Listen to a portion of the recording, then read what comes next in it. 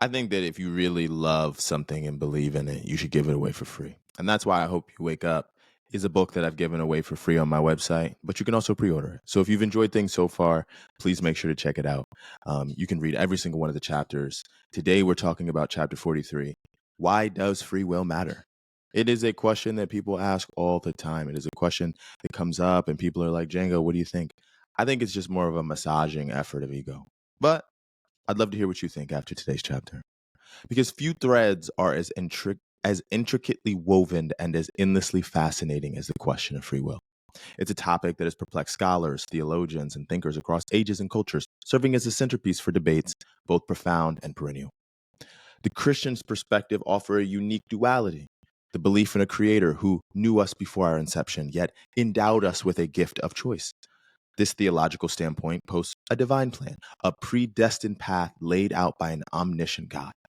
Yet paradoxically, it also champions the human ability to steer our own course. This raises a pivotal question. If our paths are preordained by a celestial architect, do our choices carry any real weight? In contrast, an agnostic viewpoint strips away the divine overseer and places humanity at the helm of its own destiny. This school of thought suggests that our lives are not guided by a divine hand, but rather are the sum of our choices, random events, and the chaos of existence.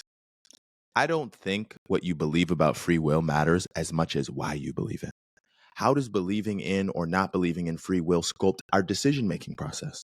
If one subscribes to the notion of free choice, does this empower them to make different, perhaps braver decisions? Conversely, if one believes in a divinely orchestrated path, does this instill a sense of resignation or perhaps comfort in their choices? Perhaps we are astray in our questioning. The real inquiry then is not about the existence of free will, but about our reaction to the choices we face.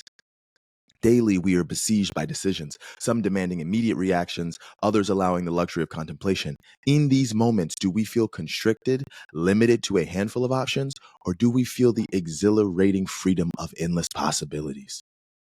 Why then should we not revel in these decisions, regardless of the underpinning philosophy of free will?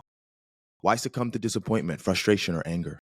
It's plausible that our belief or disbelief in free will serve as a convenient scapegoat for the decisions we make, absolving us from the weight of responsibility or the pangs of regret.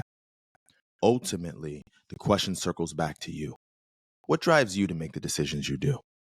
Is it a question for meaning, a reaction to external stimuli, or perhaps an unconscious adherence to a pre-written script we're unaware of? This quest for understanding our decision-making process in the grand scheme of free will is perhaps the most enlightening journey of all. The question of free will is not just a philosophical quandary, but a mirror reflecting our deepest fears, hopes, and the very essence of what it means to be human. It challenges us to introspect, to question, and perhaps in the end, to simply embrace the beautiful complexity of our existence. The thing that I find super interesting about free will is I don't really know if it matters. Like, genuinely. I used to be so caught up on the idea, is it free, is it not? If God already knew me before I was born and technically already knows all the decisions I have, am I really free? And you get into all this philosophy of what works and what doesn't. Honestly, I just think it's a headache. No matter what it is that you do, why is it that you just can't enjoy it?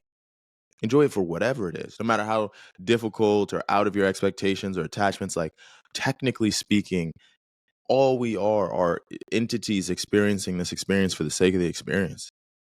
For some people, it's more difficult, shorter. Maybe they don't even get an option. Maybe they don't even get to make it.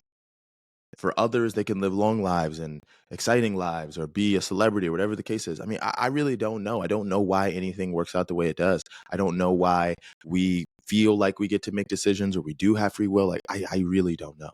But I feel like when I hear people talk about it, it gets backed into this idea of, oh, well, because of this, then that.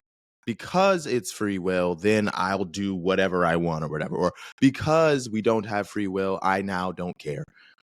We're really not asking about free will for the sake of free will, because I don't really know if there's any way to even prove it with math or science or whatever.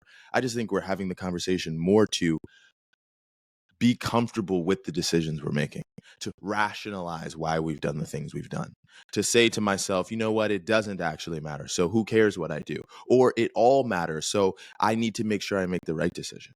Nonetheless, we're making decisions. Nonetheless, we show up every day. Nonetheless, we're just here. And then at some point, we're not. If you've not enjoyed life thus far, hey, there is the opportunity to be able to enjoy it. Maybe that is the free will choice. Maybe out of everything else, we don't necessarily even get an opportunity to choose what we get to do in this life, but maybe we just get to choose the attitude that we have as we experience it. Because if it was supposed to be another way, wouldn't it have been? I don't know. No matter what ends up happening, remember, nothing's real.